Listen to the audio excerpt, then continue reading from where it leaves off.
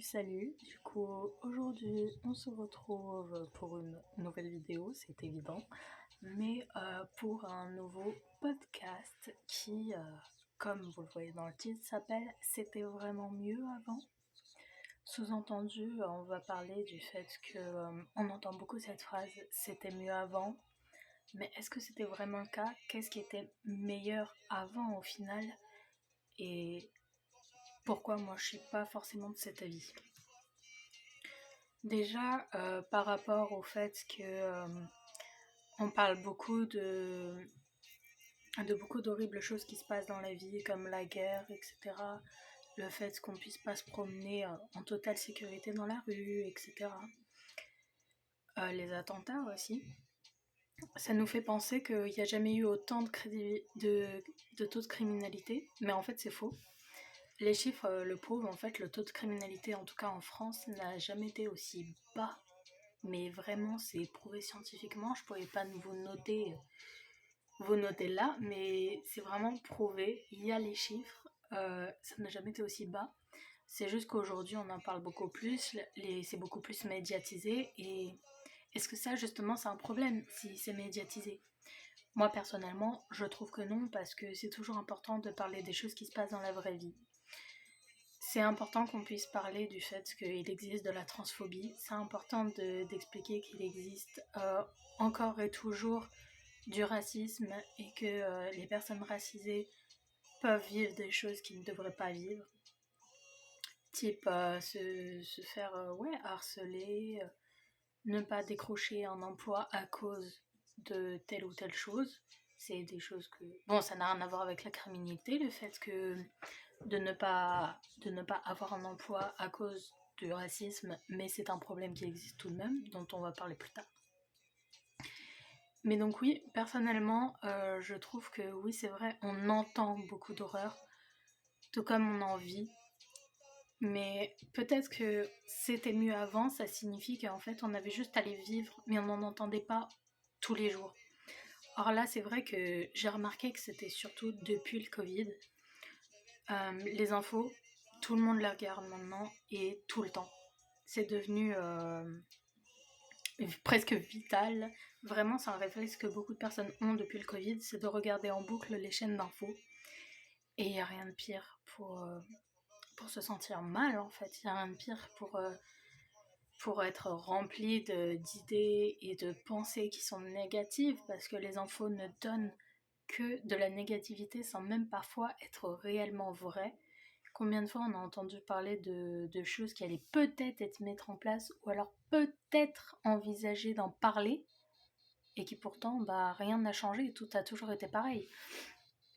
Et donc il est important de prendre du recul par rapport à ça et peut-être ne pas regarder tout le temps les infos. Moi personnellement je sais que c'est quelque chose que je supporte pas. Et puis par exemple beaucoup pendant le Covid disaient oui mais je veux me tenir informée. Que vous regardiez les infos ou pas, vous serez informé des choses qui sont vraiment utiles. Je n'ai jamais regardé les infos en temps de Covid, mais j'étais au courant quand il fallait un papier pour sortir, j'étais au courant quand il y avait leur pseudo-confinement, et j'étais au courant de quand il fallait aller en cours en semaine A et quand il fallait pas y aller en semaine B.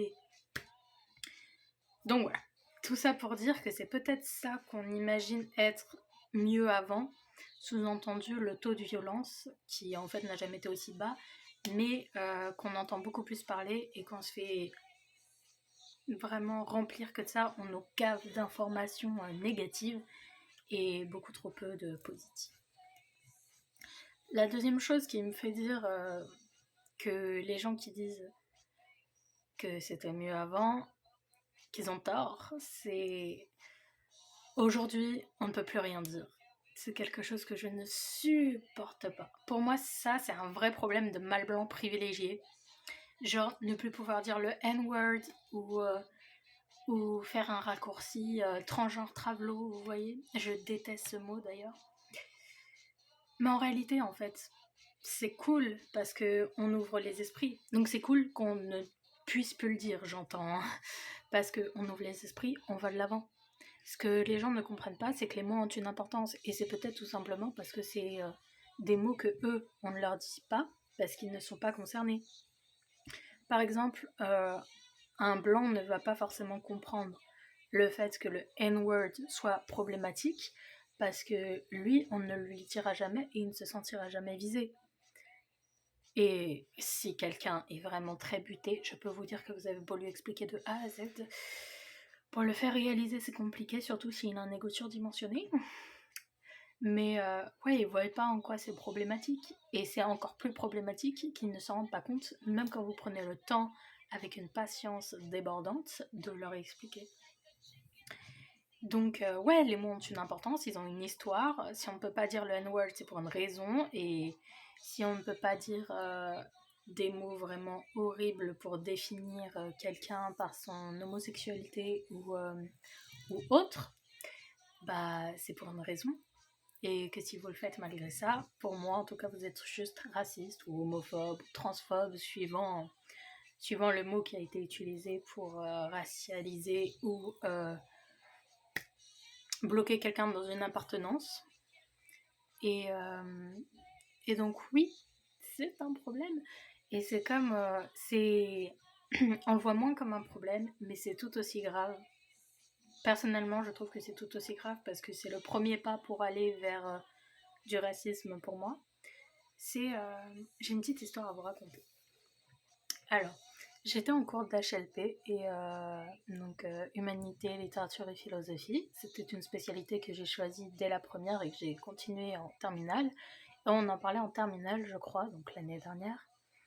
C'est donc notre prof nous parlait du fait que mince, je sais plus le terme, mais c'est quand vous savez, par exemple, on a plusieurs identités en nous. On n'est pas nous, c'est pas seulement notre orientation sexuelle, c'est pas seulement notre couleur de peau, c'est pas seulement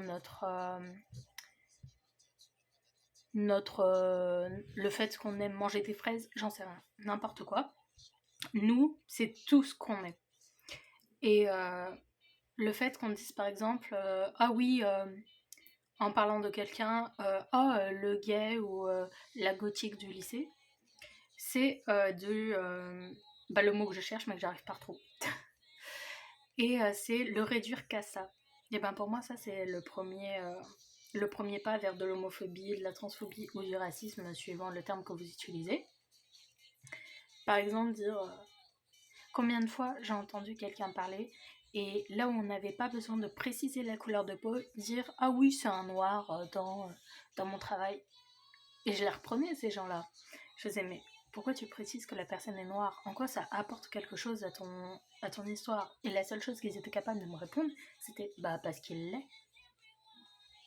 Je fais oui, mais si ça aurait été une personne blanche comme toi et moi, est-ce que t'aurais précisé qu'elle était blanche?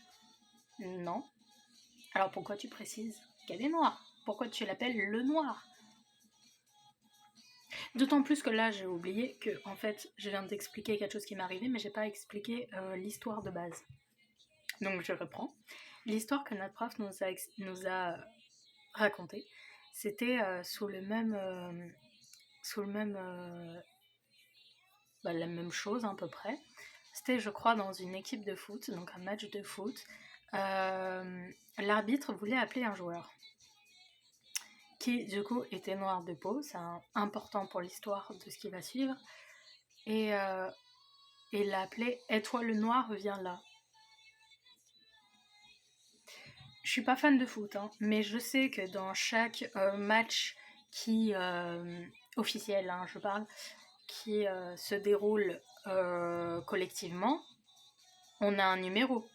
Donc si tu ne connais pas le nom de la personne, tu peux très bien l'appeler par son numéro, non? Est-ce que c'est pas mieux de dire hey, le 8, viens, je dois te parler, que hey, le noir, viens, je dois te parler? Si, largement, personnellement, je trouve. On était tous vraiment choqués dans la classe quand notre prof nous l'a raconté, mis à part les personnes qui étaient déjà au courant de cette histoire, qui étaient tout aussi indignées, mais qui du coup n'étaient pas choquées puisqu'ils la connaissaient déjà. Mais tout ça pour dire qu'on était tous du même avis que notre prof, que c'était juste du racisme banalisé en fait. Moi c'est ce que je trouve être du racisme banalisé. Le fait qu'on précise toujours s'il s'agit d'une personne asiatique ou d'une personne noire, alors qu'on n'a pas besoin de le dire. Dans tous les cas, ça reste un humain, non? Enfin, c'est quelque chose que je ne peux plus. Aussi, le fait qu'on ne tolère plus certains mots montre juste qu'on est dans une société où l'homophobie, la transphobie et le racisme, etc., font, enfin, ne font plus 100% partie de la société. Vous voyez ce que je veux dire ou pas? Sous-entendu que la société ne trouve plus ça normal parce que c'est officiellement et légalement non toléré. Et que donc, quand on ne le tolère plus nous-mêmes, certains mots, ça montre juste que la société entière, 100% de la société, n'est pas homophobe, transphobe, raciste, xénophobe, tout ce que vous voulez. Et car n'oublions pas qu'il existe toujours beaucoup d'injustices et qu'il reste encore beaucoup à faire. C'est pour ça que je précise que la société n'est pas 100% non plus bienveillante et juste, mais que, en tout cas, le fait qu'on ne le tolère plus, c'est pour une raison. L'un des grands thèmes aussi à aborder sur le fait de c'était mieux avant, c'était avant l'existence des réseaux sociaux, ou du moins la grande émergence des réseaux sociaux. Je vais tout de suite donner mon avis. Pour moi, le problème, c'est pas les réseaux sociaux, mais comment on s'en sert. Donc, tout simplement parce que j'avais vu un TikTok, je crois, ou un réel qui en gros, c'était le grand-père de la personne qui tenait le compte qui disait oui, on dit que les réseaux sociaux ça éloigne les gens. Écoute, moi j'ai vécu avant l'existence des réseaux sociaux, les gens dans le train étaient fixés sur leurs journaux, les gens dans le parc fixés sur leurs journaux. On a juste changé le moyen d'information, mais il se passe toujours la même chose. Et j'ai fait tiens, enfin quelqu'un qui dit la vérité.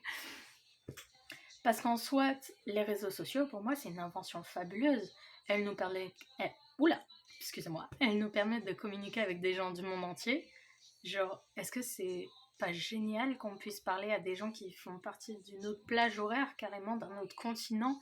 C'est exceptionnel. Elle peut nous permettre aussi de trouver une réponse à une question qu'on se pose super facilement, même si parfois, on va se dire, parfois les informations ne sont pas très correcte, mais elle nous permet quand même d'avoir une petite réponse. Par exemple, la météo, j'y crois pas trop, mais vous faites un exposé, hop, date de mort de Molière, imaginons, vous faites un exposé de littérature, date de mort de Molière, clac, vous l'avez.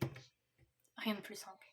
Vous aviez même pas besoin d'aller à la bibliothèque chercher une biographie de Molière. Personnellement, j'aurais eu la flemme. Là, t'as internet, c'est beaucoup mieux. Du coup, ouais, et ça, c'était pas possible à l'époque de nos parents ou grands-parents ou que sais-je, ou du moins beaucoup moins simple et rapide, vous voyez, du fait de communiquer avec le monde entier, je parle. Tu peux envoyer des lettres, etc. Mais on va pas se mytho que c'est quand même plus pratique depuis qu'il y a les réseaux sociaux et l'invention du téléphone et d'internet et que sais-je. Évidemment, le point négatif, c'est que tu peux tomber sur des gens très mal intentionnés. Donc, ceux que tu rencontres déjà IRL, plus sur internet, ça fait beaucoup. Parce qu'on va pas se mytho. Des gens mal intentionnés, il y en a partout. Du coup, la façon. Donc, ce qui est important au final, c'est de surveiller les réseaux, même si c'est pas de votre faute si des gens sont instables et mauvais. C'est jamais de la faute de la victime, qu'on se mette d'accord. Mais si on peut permettre de se protéger un maximum des prédateurs et des personnes mal intentionnées, ça reste quand même mieux. Ça reste un réflexe qui est bon à adapter. Voilà. Du coup, voilà, je ne suis pas contre l'idée d'Internet. Au contraire, je trouve vraiment que c'est une invention superbe et qui change carrément le monde en fait. Mais du coup, ce qu'il y a à retenir, c'est que, enfin personnellement, moi, mon conseil, c'est avec tous les prédateurs et les dangers d'Internet, je conseille juste aux parents de ne pas plonger leur enfant trop tôt dans les réseaux sociaux. Pas de les interdire, mais de les pas leur plonger alors qu'ils n'en ont pas besoin. Par exemple, avant le collège, ils n'ont pas besoin du tout. Ils n'en ont pas besoin pour vivre. Avoir un téléphone pour prévenir ses parents quand on finit plus tôt, c'est une chose. En avoir un et être confronté au contenu de certains influenceurs ou aux actions de prédateurs en est un autre. D'autant plus que vous n'êtes pas obligé de lui acheter le dernier smartphone pour avoir un premier téléphone, pour qu'il puisse vous prévenir qu'il rentre plus tôt ou qu'il a un problème. Un téléphone sans internet, c'est tout aussi bien. Après, bon, oui, certes, là je vais passer pour une has-been, j'en sais rien, je sais même pas quel terme utiliser, en disant ça, et on va me dire non mais vit avec son temps. Alors sachez que je suis la personne qui vit vraiment au mieux de mon temps.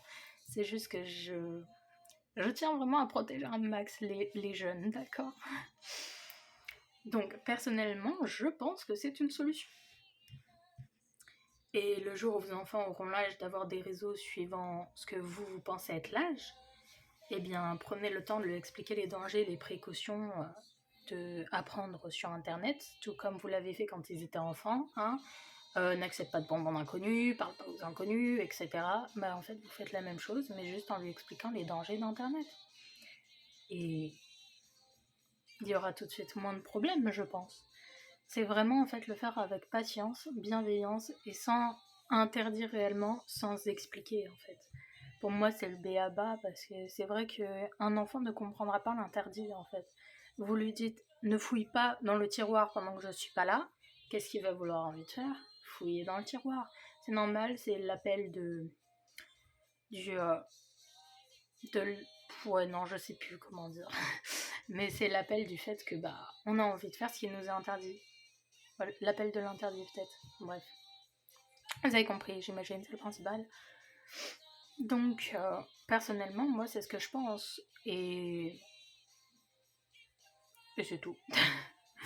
Donc voilà, juste accueillir tout ça avec bienveillance et respect de l'autrui parce que, voilà, le fait est que si on ne le fait pas avec bienveillance et patience, l'enfant puisse se dire « Ah, donc tu me fais pas confiance » ou « Ah, donc tu me crois encore comme un enfant, genre je connais rien à la vie, etc.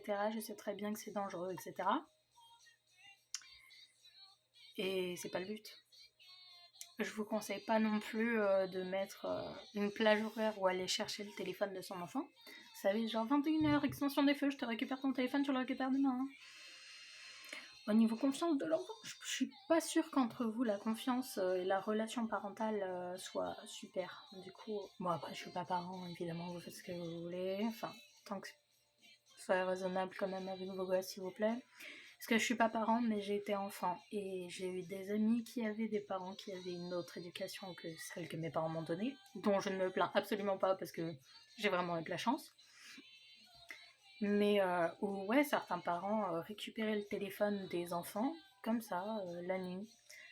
Personnellement, je trouve que si vous récupérez le téléphone d'un enfant à une certaine heure, c'est que vous lui faites pas confiance et que vous lui avez pas assez appris à instaurer une confiance entre vous et que donc bah vous n'avez pas la confiance de lui laisser ce téléphone. Donc pourquoi lui avoir offert au final?